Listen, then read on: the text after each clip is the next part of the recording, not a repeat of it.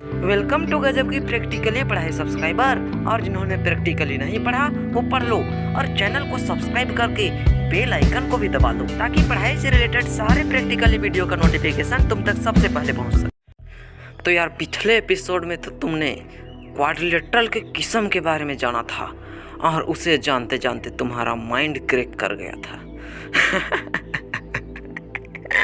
दिमाग पंचर हो गया था भाई कि क्वाड्रिलेटरल के भी इतने इतने किस्म होते थे नहीं होते हैं। तो भाई इसके साथ तुम्हें मैं एक खुशखबरी बताने वाला हूँ। बताऊंगा नहीं, तुम्हें खुद जानना होगा। मैं तो सिर्फ इशारा कर दूंगा कि ये खुशखबरी है। बस मेरे इशारा को तुम्हें समझना है, सारा खुशखबरी तुम्हें पता चल जाएगा। तो चलो। क्वाड्रिलेटरल की किस्म है तो उसे थोड़ा आसान बनाते हैं। देखो यार, पैरेललोग्राम का मतलब तो जानते ही हो। पैरेललोग्राम किसे कहते हैं भाई? वैसा क्वाड्रिलेटरल जिसका अपोजिट साइड इक्वल और पैरेलल होता है उसे ही तो पैरेललोग्राम कहते हैं। अच्छा, कोई भी क्वाड्रिलेटरल को पैरेललोग्राम बनने के लिए क्या होना जरूरी है? यही कि उसका अपोजिट साइड हमेशा पैरेलल होना जरूरी है। कोई भी क्वाड्रिलेटरल का अगर अपोजिट साइड इक्वल और पैरेलल है तो वो पैरेललोग्राम बन जाएगा। अपने आप बन जाएगा? हाँ, बन जाएगा। तो भाई एक बार रेक्टेंगल में नज़र मारो तो यार, इसका अपोजिट साइड इक्वल भी है और पैरेलल भी है। तो क्या हम इस रेक्टेंगल को पैरेललोग्राम बोल सकते हैं? बिल्कुल बोल सकते हैं। अरे वाह भाई। लेकिन यार कोई भी पैरेललोग्राम को तुम रेक्टेंगल बोलने की गलती मत करना, क्योंकि कोई भी क्वाड्रिलेटरल को रेक्टेंगल बनाने के लिए उसका अपोजिट साइड इक्वल और पैरेलल होना जरूरी है। लेकिन साथ में सारा एंगल 90 डिग्री होना जरूरी है। लेकिन पैरेललोग्राम का तो सारा एंगल 90 डिग्री नहीं होता है, इसलिए हम लोग रेक्टेंगल को तो पैरेललोग्राम कह सकते हैं लेकिन पैरेललोग्राम को रेक्टेंगल नहीं कह सकते। बात समझ में आ रही है ना भाई कि ऊपर ऊपर बाउंस कर रहा है? तो चलो यार एक बार स्क्वायर में भी नज़र डाल देते हैं। इसका अपोजिट साइड इक्वल का बात छोड़ो, इसका तो सारा साइड इक्वल है और अपोजिट साइड पैरेलल भी है। तो क्या हम इसे पैरेललोग्राम बोल सकते हैं? बिल्कुल बोल सकते हैं। कैसे नहीं बोल सकते हैं? क्योंकि पैरेललोग्राम होने के लिए तो बस दो चीज़ जरूरी है, अपोजिट साइड इक्वल और पैरेलल। इसमें तो दोनों है, इसका अपोजिट साइड भी इक्वल है और अपोजिट साइड पैरेलल भी है, इसलिए हम स्क्वायर को पैरेललोग्राम बोल सकते हैं। लेकिन यार एक पैरेललोग्राम को स्क्वायर नहीं बोल सकते। क्यों? इसका कारण तुम कमेंट सेक्शन में लिख के बता देना। जो सबसे पहले लिखेगा उसका कमेंट्स को मैं पिन करूँगा, उसका कमेंट को पिन करूँगा। यार हम लोग और एक चीज़ क्या पढ़े थे? अरे हाँ, रोम्बस पढ़े थे ना। तो भाई रोम्बस का फोटो में ध्यान देने से पता चलता है कि इसका भी अपोजिट साइड पैरेलल है और इसका तो ऑल साइड इक्वल है। इसका मतलब अपोजिट साइड भी इक्वल होगा, तो इसलिए हम लोग रोम्बस को भी पैरेललोग्राम कह सकते हैं। लेकिन एक पैरेललोग्राम को रोम्बस नहीं कह सकते, क्योंकि कोई भी क्वाड्रिलेटरल को रोम्बस बनाने के लिए उसका चारों साइड इक्वल होना जरूरी है। लेकिन पैरेललोग्राम में चारों साइड इक्वल नहीं होता है, इसलिए पैरेललोग्राम को रोम्बस नहीं कह सकते। भाई एक गाड़ी जैसा शेप हम लोग पढ़े थे, उसका क्या नाम था? अरे हाँ यार, ट्रेपीजियम नाम था ना, मैं भी ना भूल जाता हूँ। तो यार इस ट्रेपीजियम में अपोजिट साइड का एक जोड़ा यानी one pair of opposite side parallel तो होता है, लेकिन दूसरा पेयर पैरेलल नहीं होता है, इसलिए इस ट्रेपीजियम को हम लोग पैरेललोग्राम नहीं कह सकते।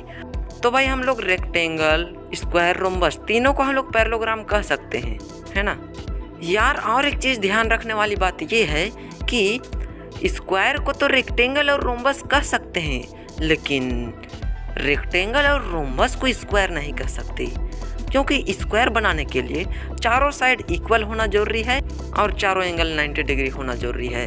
रेक्टेंगल का चारों साइड इक्वल नहीं होता और रोम्बस का चारों एंगल 90 डिग्री नहीं होता, इसलिए रोम्बस और रेक्टेंगल को हम लोग स्क्वायर नहीं कह सकते, लेकिन स्क्वायर को एक रेक्टेंगल और रोम्बस कह सकते हैं। भाई तुम्हें समझ में नहीं आ रहा होगा कि हम लोग रेक्टेंगल, रोम्बस और स्क्वायर को पैरेललोग्राम कह के क्या करेंगे।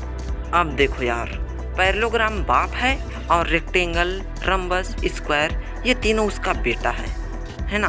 तो यार जितना प्रॉपर्टी पैरेललोग्राम में होगा वो सारा प्रॉपर्टी रेक्टेंगल, स्क्वायर और रोम्बस ये तीनों में होगा।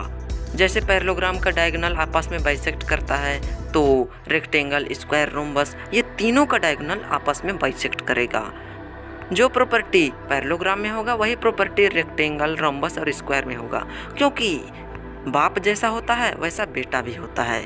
बाप यदि अंधा है तो बेटा भी अंधा ही होता है। भाई ये तुम्हें समझने के लिए मैं बताया हूँ ना, किसी आदमी को ऐसा मत बोलना यार, उसे थोड़ा बुरा लगेगा। भाई अब हम लोग पढ़ेंगे पैरेललोग्राम का प्रॉपर्टी के बारे में। याद है ना, जो प्रॉपर्टी पैरेललोग्राम का होगा वही प्रॉपर्टी स्क्वायर, रोम्बस और रेक्टेंगल का भी होगा। तो चलो इसका प्रॉपर्टी को पढ़ेंगे, अपने आप सबका प्रॉपर्टी याद हो जाएगा। पहला प्रॉपर्टी के हिसाब से पैरेललोग्राम का डायगोनल पैरेललोग्राम को दो कॉन्ग्रुएंट ट्रायंगल में बांटता है। तो भाई हम तो गजब की पढ़ाई से बिलोंग करते हैं, प्रूफ किए बिना हम लोग इससे नहीं मानेंगे। तो यार सबसे पहले गिवन लिखना होगा ABCD is a parallelogram. Proof क्या करना है? Triangle ABD congruent triangle COB, यही तो प्रूफ करना है। हाँ, उसके बाद प्रूफ लिख के in triangle EBD and triangle CDB, ऐसा सब लिखने तो मैं तुम्हें ट्रायंगल चैप्टर में ही बताया था। इसलिए कोई भी दो ट्रायंगल को यदि कॉन्ग्रुएंट प्रूफ कर रहे हो तो गिवन, टू प्रूफ ये सब जरूर से जरूर लिखना। तो भाई हमें पता है कि पैरेललोग्राम का अपोजिट साइड पैरेलल होता है, तो ये एंगल और ये एंगल आपस में इक्वल होगा। कैसे होगा भाई? अरे यार अल्टरनेट इंटीरियर एंगल से होगा। तुम्हें याद है ना कि कोई भी दो पैरेलल लाइन में यदि कोई ट्रांसवर्जल जाता है तो उसका अल्टरनेट इंटीरियर एंगल हमेशा इक्वल होता है। तो मैंने उन दोनों एंगल का नाम लिख लिया है और उसके बगल में अल्टरनेट इंटीरियर एंगल लिख लिया है। तो देखो भाई ये साइड दोनों ट्रायंगल में कॉमन आ रहा है, तो हम लोग लिख देंगे BD equal to DB, bracket में कॉमन साइड्स लिख देंगे। उसके बाद ये एंगल और ये एंगल इक्वल होगा। कैसे होगा? देखो भाई अभी साइड AB और CD को पैरेलल लाइन मानो और BD को ट्रांसवर्जल मानो, तो अल्टरनेट एंगल से तो इक्वल होगा ही। अरे सच में भाई, ये सब तो तुमने लाइन्स एंड एंगल चैप्टर में ही पढ़ चुका था। ये थ्योरम प्रूफ हो गया। कैसे प्रूफ हो गया यार? A क्राइटेरिया से ये दोनों ट्रायंगल कॉन्ग्रुएंट प्रूफ हो गया। उसके बाद नीचे तुम लिख देना triangle ABD congruent triangle CDB, ऐसा करके उसके बाद नीचे प्रूफ्ड लिख देना। बस इतना ही लिख देना, तुम्हें फुल मार्क्स मिल जाएगा और दोनों ट्रायंगल कॉन्ग्रुएंट भी प्रूफ हो जाएगा। क्या टेंशन लेते हो भाई? मेरे रहते हुए कोई टेंशन नहीं लेना है। तो यार बस और एक थ्योरम को अभी पढ़ लेते हैं, उसके बाद ब्रेक करेंगे, मतलब ये एपिसोड को ख़त्म करेंगे। तो सेकेंड थ्योरम ये है, in a parallelogram opposite sides are equal. अरे यार ये तो हमें पता ही है, तो प्रूफ क्यों करने कह रहे हो? भाई एग्जाम में प्रूफ करने के लिए आता है। तो गिवन में लिख देना ABCD इज ए पैरेललोग्राम। उसके बाद टू प्रूफ में लिखना AB इक्वल टू CD और AD इक्वल टू BC। उसके बाद प्रूफ लिखना, उसके बाद मैं जो बता रहा हूँ उसे सीधा सीधे लिख देना। देखो यार टू प्रूफ के बाद कंस्ट्रक्शन लिखना, कंस्ट्रक्शन में BD इज ज्वाइंट लिख देना। जब हम BD को ज्वाइन कर देंगे तो ये BC और AD दोनों पैरेलल लाइन का ट्रांसवर्जल बन जाएगा। उसके बाद तुम अपने आप अल्टरनेट एंगल से दोनों ट्रायंगल को कॉन्ग्रुएंट प्रूफ कर सकते हो। भाई फर्स्ट थ्योरम जैसे प्रूफ हुआ ना वही स्टेप लगा देना, दोनों ट्रायंगल कॉन्ग्रुएंट प्रूफ हो जाएगा। फिर लास्ट में लिख देना AB equal to CD, bracket में CPCT लिख देना और AD equal to BC, bracket में CPCT लिख देना। क्योंकि हम लोग पहले ही पढ़े हैं भाई कि यदि कोई भी दो ट्रायंगल कॉन्ग्रुएंट प्रूफ हो जाता है उसके बाद उन दोनों ट्रायंगल का करस्पॉन्डिंग पार्ट हमेशा इक्वल होता है। तो इन दोनों ट्रायंगल का साइड्स भी इक्वल ही होगा। यार बहुत प्रूफ हो गया, बस अब इतना ही प्रूफ करते हैं, जो बचा है उसे कल प्रूफ करेंगे।